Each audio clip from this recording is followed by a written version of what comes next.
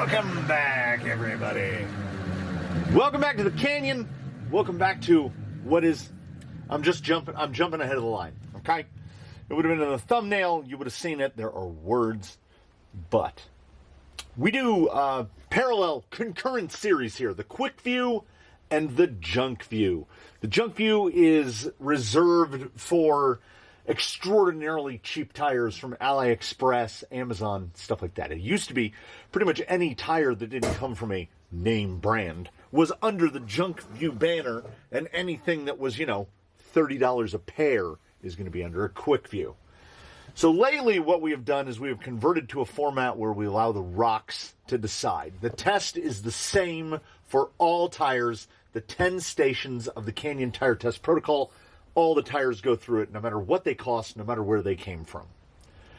We determine whether it qualifies for a quick view or a junk view based on its performance at the first obstacle, the ability to scale Slick Rock, to be able to make it to the top of Slick Rock. So we've had junk tires that are not even arguably junk tires qualify for quick view scoring, and that is going to get them a very, very low score. We're just jumping on the line right now. This is a junk view, despite the fact that it is purportedly name brand. The Redcat Interco SS M16. This is a 2.2. This is the tire that it comes from the factory. Oh, you can see through both vent holes. Look at that. Whoa! Comes factory on the Marksman. This one still has the spot of shock oil where the shock was leaking out while it was in the box. And why is this a junk view? Because that is not a crawler tire. It's just not. It's not. This tire weighs 166 grams. For frame of reference, a 2.2 Canyon Trail, what would come on a TRX4 High Trail, weighs 100 grams. And for more frame of reference, this 1.9 Rupture with an insert and a wheel weighs 166 grams. I mean, it's bigger, but it's not that much bigger. Well, further, the weight alone does not tell the story.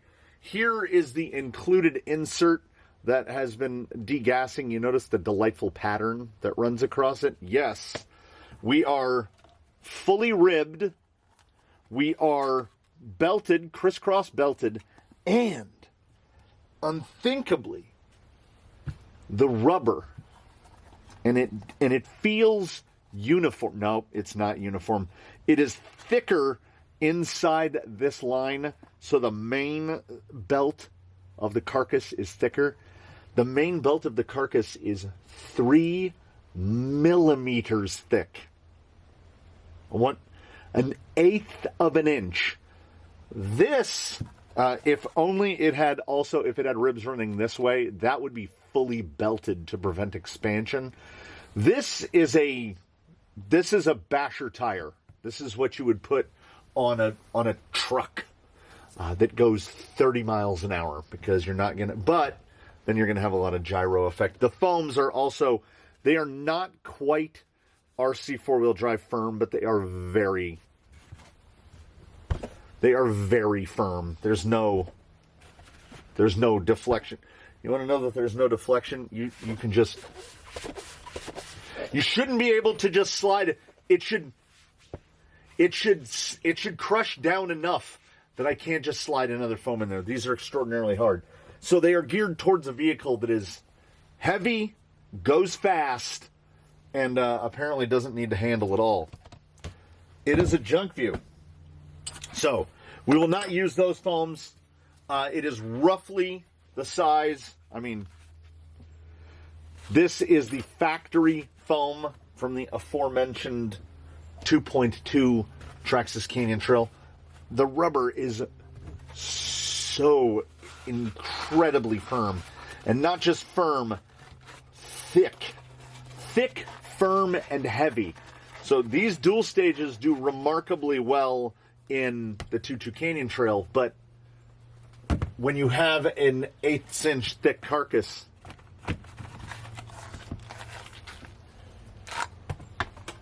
there's no way.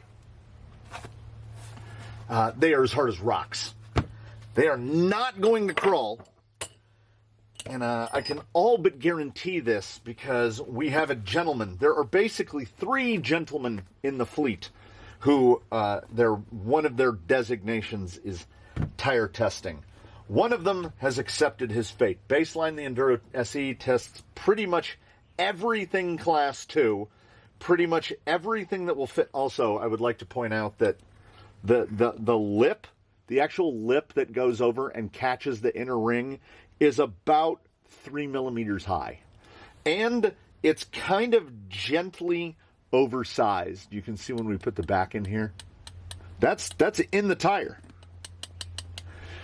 So these, despite the fact that I can just press the rim halves together, and they're touching, I had to remount every other tire at least once. Most of them were twice, so I feel like there's a very low chance I'm going to get this on in the first shot. I just looked over at one of the other tires, and it is already pooching a bead. One of the beads is trying to escape. We get these little, yep, beads already out. We're not going to deal with it. The other 2 look okay. The combos are extraordinarily heavy with a 166 gram tire because a 2.2 rim is going to usually get you in that 80 to 100 gram range. Plus the insert weight is negligible, but it's kilo wheelos territory roughly. We can throw them on the scale and see what the full 4 are going to weigh. Back to the gentleman who tests tires. We have a gentleman that is a Charisma SCA1E. His name is Wiley. He tests Class 1 tires. And then we have a gentleman that is on an Amazon carbon fiber chassis and was born as an Element Ecto and now has virtually nothing left of his Element Ecto upbringing. And we didn't pop front or back. We're good. His name is Lil Yella. And Yella is the gentleman that tests tires of this size. And he is in full protest. He does not want to do this. And he has been vocal about it because we have to put this on a vehicle that every day runs this. The 2.2 Tusk LP is the highest scoring tire that we've tested in the Canyon. It got a 98. Effectively out of 98. Presumably a 99 exists. I don't believe in such thing as giving out a 100. That's not a thing. You can't get 100 because that means nothing can ever be better than that. These are absurd. Absolutely absurd. Let's frame of reference it. That weighs 310 grams. Rotating mass is okay up to a point. That weighs 200 dead. So this weighs 50% more than that. And oh my goodness, this is neither ribbed nor belted nor anything. So he is, so yeah, the full set. 1, 2, 3, 7. 1.25 kilograms for the SS M16s. The sidewall says 2.2 by 5.5. 141 millimeters, which is just over 5.5. Dead 50 millimeters wide, which is close enough. 51 millimeters would basically be 2 inches. So it's a little under. That's okay. It could be the wheel. This is a little bit narrower of a 2.2. That's why the big adapter kind of goes out past the face of the wheel, whereas this one is kind of inside the face of the wheel. This rim itself, the inner ring, is 4 or 5 millimeters wider than this one. It's not going to make a difference. All conclusions are foregone because we're going from 2.2 Tusk LPs to we can't even put them on. He probably weighs right around twice what these weigh. So he's probably 2.5 kilo. No, I think he's probably closer to 2.5 kilo RTR. So this is not going to be good for him. But he's the guy that fits the bill, so he's got to test these. This I can't even get him to sit. This is a Crawler Canyon Junkview 10 stations. We evaluate each performance aspect of the tire, from side lug to forward drive. You name it, we're going to test it. And if this tire is successful at basically any of the obstacles, I feel like every single ounce of credit has to go to the vehicle, because this is not a performance tire. I stand by my assertion that further, this is not a crawler tire. It is too heavy. It is ribbed. It is belted. It doesn't have any of the things specific to a crawler tire, other than being to an extent marketed and sold as a crawler tire. So we will take them on their word. If they want to call it a crawler tire, we will test it as we would test a crawler tire. I mean, if you're into the swamper shape, it's a good looking tire. It's fully non-directional. And if there is a positive to this, it is that it's $19. $18.99 for 4 of them directly from Redcat. Now, at the same time, I sit and try to think, how many vehicles do I have that will fit their knuckles inside of a straight 2.2 wheel? Most nowadays are on a short course 2230 to fit over the size of the knuckle. So the fitment of straight 2.2s, I don't know. I wish I had something that I could just bolt them onto and test them in a go fast capacity, but I don't think I do. I don't know.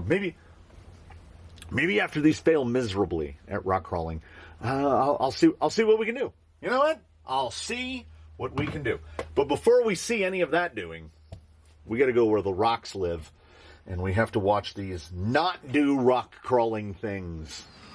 I'm not saying that we're going to hustle, but we will try to hustle, and perhaps a small amount of bustle, because these, for a split second, I almost thought I saw something, but yeah. We can go as slow as we want. It's still not going to get these to pull up. I'm trying to swing the. I can't. We have plenty of side hill support though. There's zero deflection on the sidewall of that tire, because it's thicker than his chassis. So for those in the know, a 9 score into the 9s is a pull straight over this rock, the bean with the rear wheel, and it's like, if the carcass wasn't a quarter of an inch thick, if we weren't ribbed and belted, maybe, but I don't know if there's an insert you could put soft. This is a tire on the borderline of being, it's overwhelming the drag brake because they're so heavy. You could probably actually almost get away with no insert, or the softest imaginable, but I don't know. Too soft isn't gonna help with the sidewall support. Honestly, I don't know if these would be any worse with no insert in them.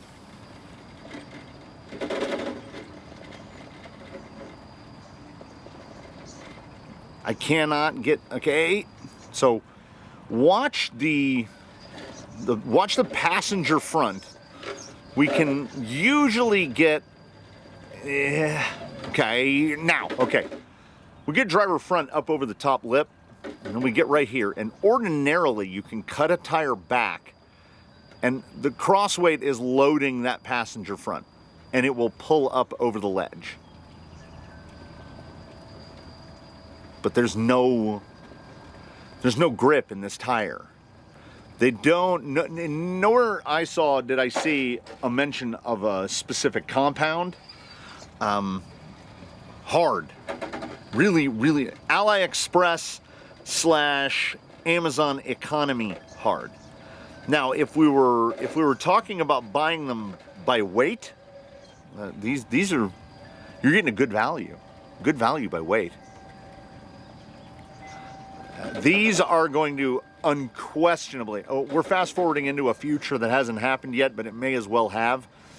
We're talking about a tire that is undoubtedly going to pull a 5 for a wet score. So 7.5 is the score to clear an obstacle, but do it as badly as possible. A 5 would be the rear tires. Let me get it into position. Oh, those aren't loud at all. A 5 would be, we would get to right here, and the 4 tires would just spin, unable to mount the obstacle. We can get to there. We can actually get a tire up, and then we just drop back. And that is how you score a 7.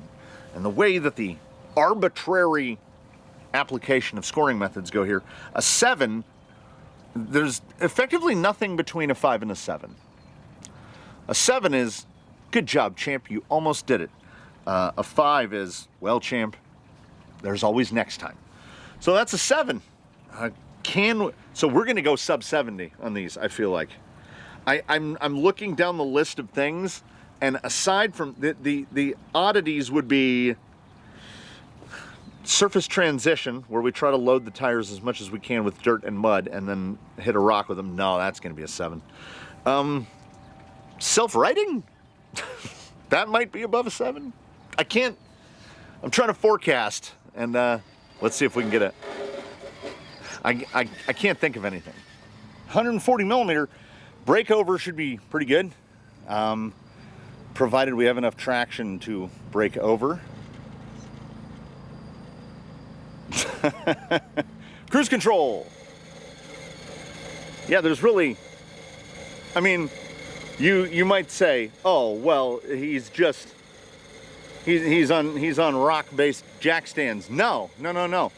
The passenger front is fully engaged, but as 4 tires can't really do anything, 1 is really not going to do anything. I don't know. If my ship is going to creak this much, it's probably going to sink. I've said in the past I don't like dropbacks. That was a substantial drop back. I can't even pull into the line.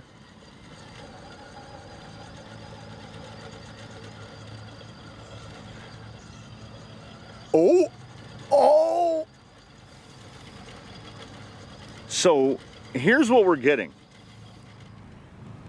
The shape and orientation of the side lug, I can actually do a little something with the side lug, which to me would imply that fitted to a vehicle that travels at speed could be potentially catastrophic, because you don't want a big side lug that bites hard on something that might have to turn at speed.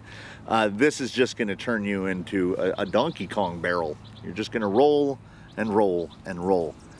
But yeah, we have nothing in the way of ability to ascend. Did that just drop back like 8 inches? Yeah. All right. There's no point in the gut shot, so we'll just do the pull up here. The amount of, watch the fallbacks.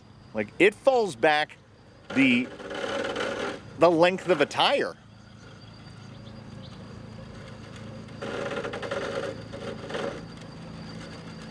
Yeah, all day. You could sit there all day. And as soon as you start to get some purchase, I can't get that. I can't, even with caster flip. No, self-righting score is going to be ghastly. 7. So now we're going to find out in full Technicolor. There's going to be no deflection to the tire whatsoever, and they're also very heavy. Like, ordinarily coming through here, I'd feel a bit of lightness on the top side. Yep. Yep. They are so heavy, and they have so little deflection. His sprung to unsprung is ridiculous. He's, right now, I would say 40-60. 40% sprung, 60% unsprung. So he is not transferring enough weight. Like, I am full lock pushing over, and it was still, that high side is dropping down. So yeah, this tire will side hill. It is enormously difficult to lift the high side because of the weight. Now, the slip. Also, we have a reasonably tightly spaced lug. What a sound. There's less slip. Like, I thought for sure right there, I'm hitting this on the entry. Let me see. Yeah. I'm hitting this entry far higher than I would with other. There we go. Actually managed to pop it up in the air a little bit for just a second. Little bit of slide.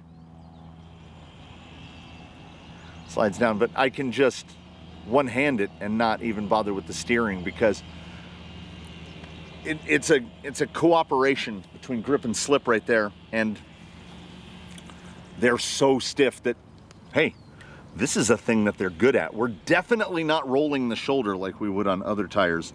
So in an effort to just throw any sort of scoring out of the window, that's like a 9.4 for side hill, which up against tires like Ruptures, that's a good score. But it has nothing to do with anything other than the fact that this is the exchange. We have no forward drive, but we can also, until the rubber compound gives way and we slide away, it's just gonna hold on to the side hill. It's not a trade that I would make, but I guess technically it's a trade we already made.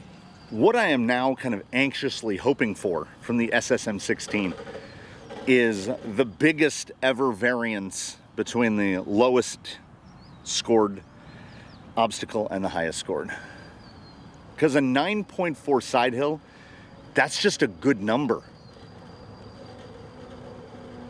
Anything though that relies on forward drive, oh, we're maybe doing it. We're maybe 7.5ing. Maybe. Come on, do it.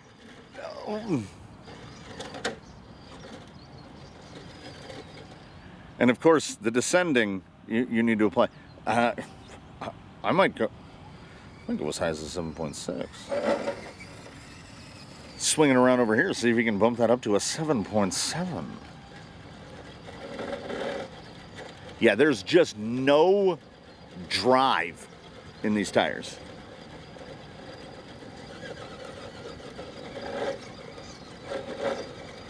You gotta complete both sides, dude. Hey, oh, come on.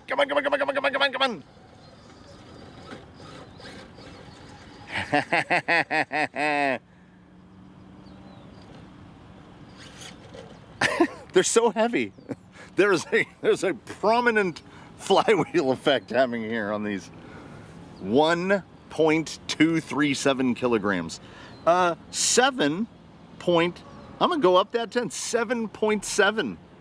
I don't know if I should be or have been excited in the past to hand out a 7, but ladies and gentlemen, here we are.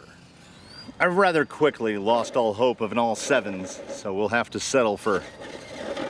We're sitting now at a 2.4 point gap.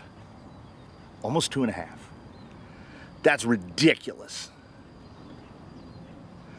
We have tested tires.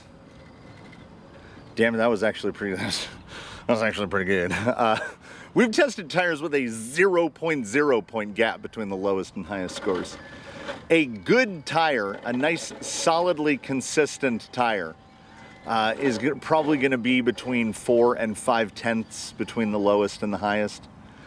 That was terrible. That was terrible.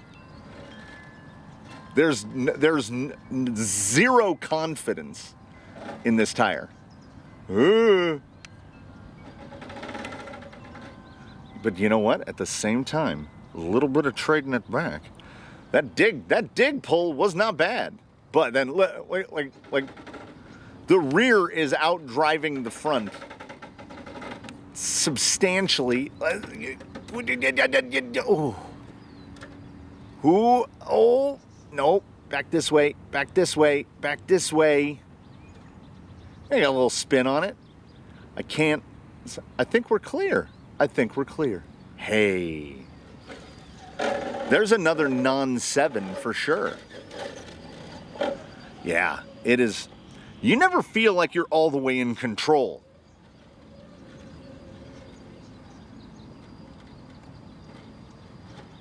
Yeah, okay, all right. Mind you, this is the Junkview scoring. It will be reflected as such on the spreadsheet where a gentleman is kind enough to collate these scores. That was like it was an 8.4. 8.4. I don't know. Is that generous? Is that not generous? Is that miserly? I don't know. It's strange. It's all strange. I feel like I'm developing some sort of a soft spot towards it because it is, by no estimation, the worst tire we've ever tested. That's a thing right there. I would say that a pull of that is low 8s. But in Junkview scoring. But it's not a good tire. Okay, it's not a good tire for this. It will grip unpredictably when you don't want it to. That's just going to push back. Yeah. So we can do this side, but a successful completion is we have to do both sides of this ascent. You would think that amount of weight would settle down, but passenger rear is stuck in down there a little bit, and the side lug, I can't dig him over. Yeah. So you take a point, you lose a point because it is incapable of doing the other side in its entirety. Forward drive is not the forte of this tire. There are many tires that will right here just pull just straight up. The fact that it did it with a little steering input is almost impressive to me. Seeing these succeed at anything is almost, it's something. Oh, the bump is going to be really, really bad. I need to write these down. So we get the Daphne's third score. We give a 7.5 because it failed at one and succeeded at the other. So that's like a 7.5 is like a half. You did half of it. In bumping, oh, that's what we're going to get to is bumping. We were just doing straight pulls and they look bad. And I had already felt like my brain already saw what the bump looks like. Whee! Whee!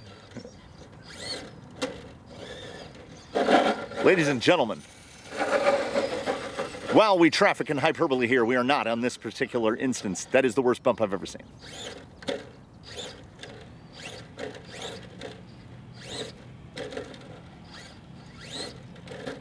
I don't just mean in how unbelievably high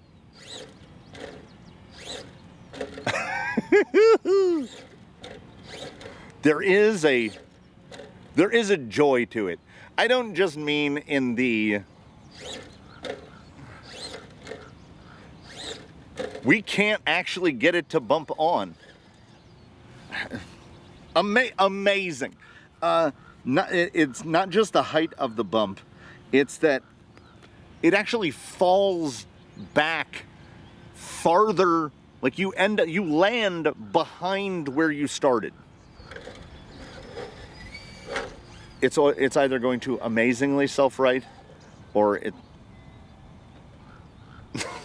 Okay, you see the first problem here, yes? Getting it to orientate. Ugh, don't like that.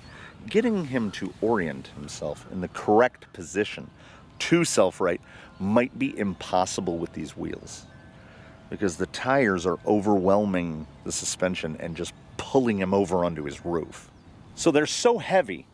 This might be the first time that we've set up for a self-right where nothing is touching the ground. Just the sides of the tires.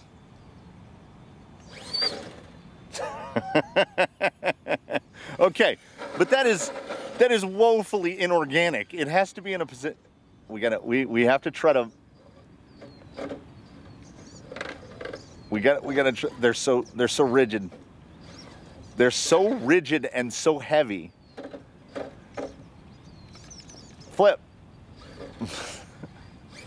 Confound you, Flip. Oh.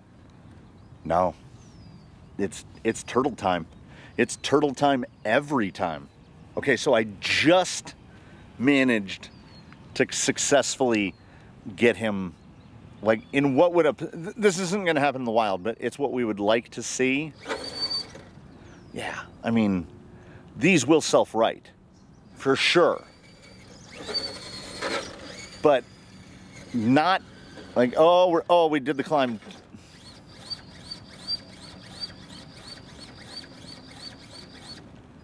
Yeah. Yellowish self-rights well. On the tusks, on other tires, on the tires he was on ruptures previously. I don't know how to accurately classify this self-right.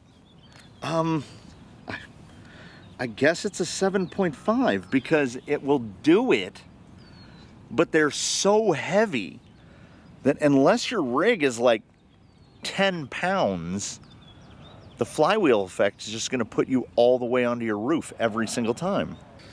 Oh, come on down to Teardrop. Gonna have ourselves a time. Yeah, I would expect these to do well here. Like, well, until there's a situation where you need any amount of grip. Whee! Oh yeah. Okay. So that is about a 6-inch. Come on. Come on. You can do some stupid stuff here. So right here off this drop off, this is a situation where often you get a real weight transfer issue and you just go topsy-turvy end over end. Not today, sir, not today. They're so heavy. They're so heavy. It's like buying weight. Imagine if there was a silicone insert for a tire of this size. You'd add another 70 grams per corner. That's what, 280? You'd be at 1.5 kilos. 3.3 pounds in just tires and inserts.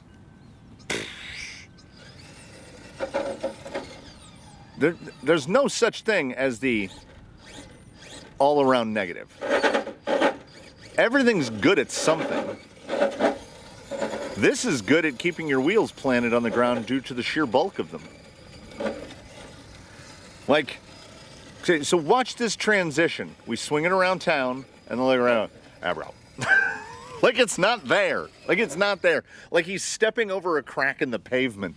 That is like a 45-degree angle slope with just a 6-inch drop off before it, and not upset at all.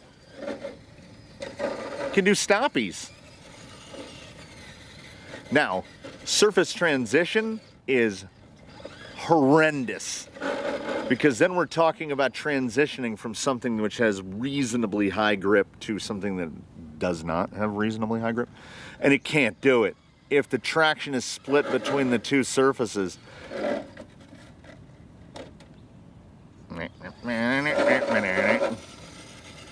I had to try so hard to get him to roll right there.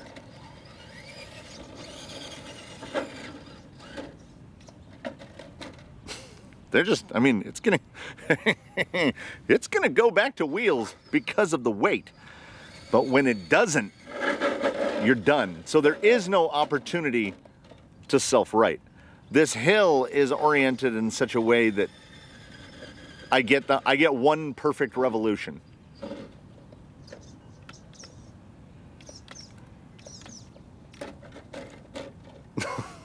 So we can just do that all day long. It's more of a typical dirt surface, what we're used to seeing. These would probably, and here's the deal. If the marksman can't crawl a rock, period. So you're gonna drive it on like a forest trail or whatever. These tires are probably perfect for that. They're genuinely probably perfect for that. They are going to wear so slowly. They're gonna wear like the tire on the car that's parked in your driveway. I have never seen a tire this thick. So, clearly, rock crawling. If I was giving this a score for mush it up, yeah, this tire's in the high 80s, low 90s. But it's their fault. They said crawler tire. They said crawler tire, and here we are. So as you can see, we've already begun to wet, because I don't know how they did it. Well, no, I do know how they did it. We self-righted. We self-righted. You know what? I'm gonna throw in 2 more tenths for that. I self-righted in a situation where okay. That's a bonus 2 tenths.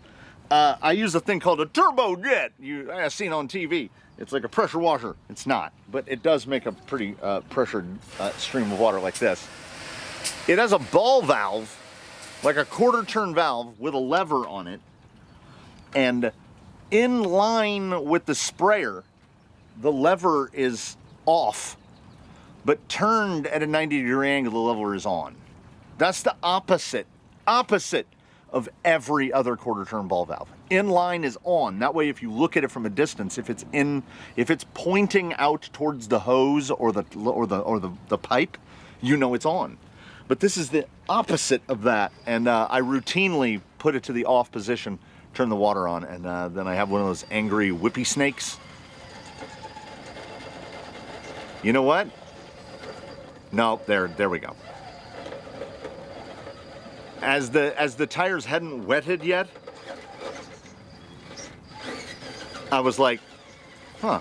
I was like, that didn't really seem that much different, wet versus dry. I just want to watch it here. Easy now, easy now.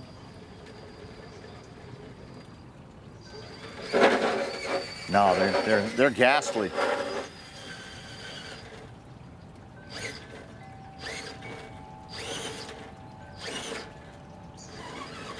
But at the same time, I think if we went back to the footage, it's really not that much worse. It's really not that much worse. Even saying a half a point seems like a lot. When you have a tire with grip this low, wetting the surface really doesn't seem to make that much of a difference. When I got into that little corner spot right there, it felt pretty much the same as it did of just a short few moments ago. Okay, but you have to rescinded? I don't know, maybe. There's nothing.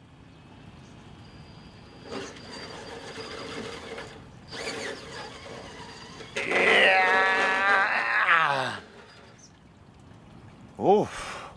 So on the one hand, my dream that I only realized that I had about, I don't know, half an hour ago, of getting a tire with the biggest span between the low score and the high score is unfortunately shattered because I respect where respect is due. This tire does not have a lot of forward drive, but it does do pretty good in the dirt, and it doesn't care if the surface is wet. It feels almost precisely the same. How would they load up with mud? They'd probably load up with mud pretty badly. But they don't have a lot of grip, so you might not even notice. They're going to wear so slowly. 77.6. A part of me wants to bump it up a tenth somewhere so that we can get to 77.7. And that is in the Junkview scoring, which, I mean, a 77.7 in Junkview, as I said, not the worst, certainly not the best. I hate the use of trail, the word trail, as an excuse to make things not perform. Every Traxxas comes with a Canyon trail, and that tire's great. Whether it be the 1.9, the 2.2, the old, now discontinued RTR compound, the S1 compound, the Canyon RT, they're all good. There's no reason that I can see to buy these for me.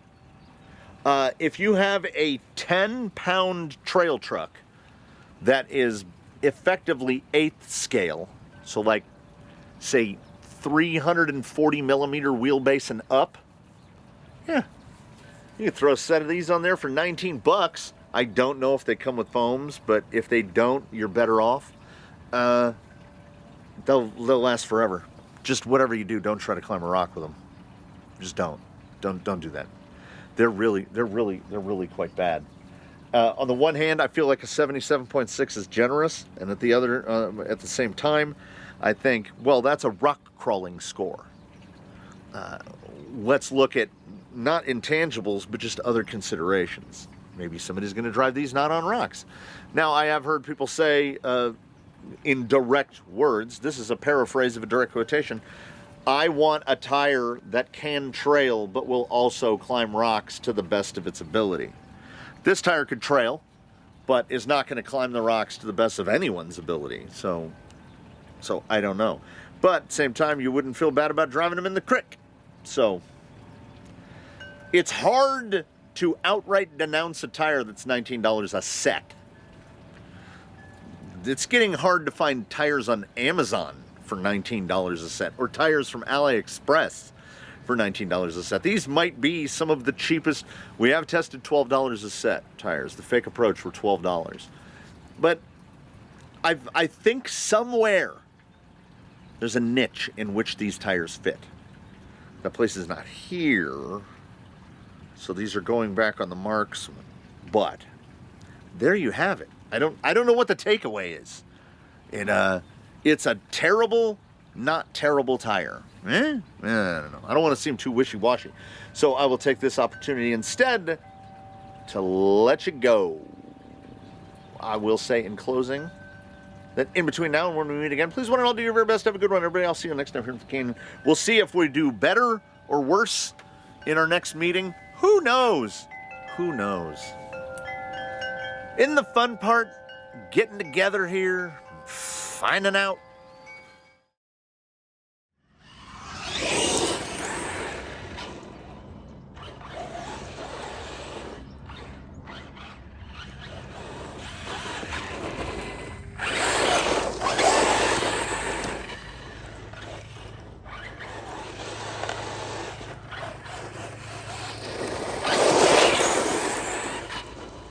So as anticipated, I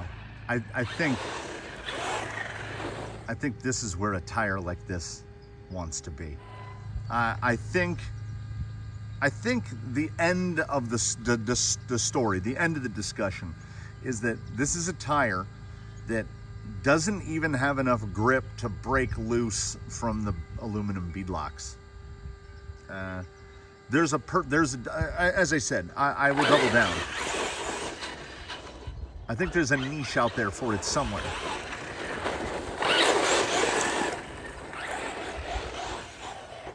they honestly, they don't even look that ridiculous size-wise.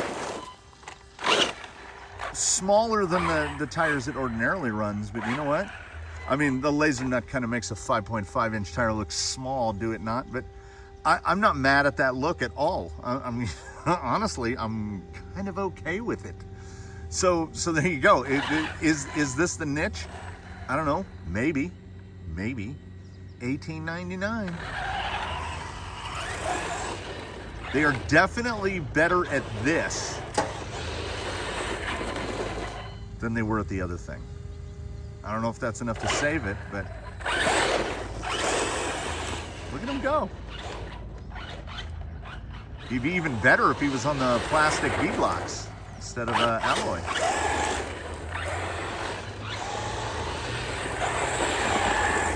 Yeah, try this. Okay, in their defense, try that with a crawler tire. Like you notice there's no. I've seen one moment where I got into a proper diff out, but it's usually passenger rear diffs out a little bit. It still only gets up to about 6 inches around. The carcass is so thick that it could do this forever.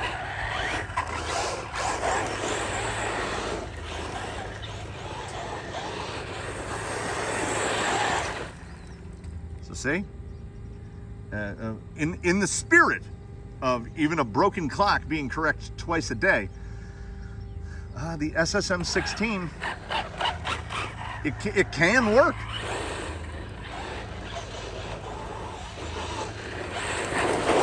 Whoa! Yeah, do we think that's enough? We think that's probably enough. This is like the second hidden after the credits scene. Remember us? I got to thinking. I was like, okay, so those 2.2s fit. The high trail, Canyon Trail 2.2s are pretty big offset. Do they fit? Oh yeah, they fit. And not only that,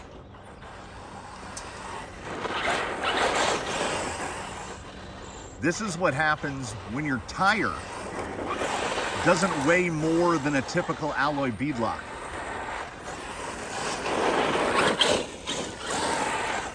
The 2.2 high trail Canyon Trail on the plastic chromes is better at everything. This is one of those things. We were testing the SS M16 in a vacuum. So here is a tire that can crawl. We've established that. Here is a tire that can also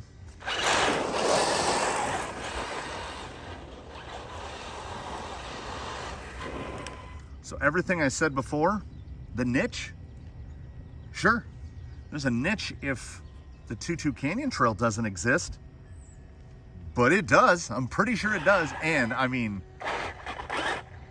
black, white, and chrome. What's not to, and is it, okay, is it me? Why do these look more to scale? Is it the width? Maybe it's the width. I don't know. So I had these over on the bench to bake them off of their plastic wheels. Not gonna happen. They're not coming off of here. They live there now. Damn. There's the point, counterpoint. Something good did come out of the SS M16. If I had not decided to Junkview those tires, I would not have mounted them up, and had I not mounted them up, I wouldn't have had the idea to put them on the laser newt. And if I hadn't put them on the laser newt, I never would have thought to put the 2.2 Canyon Trails on the laser newt. He was previously running 2230 Hyrax. This is way better. I can't. We can't end like this. So there will be no more end credits after this one.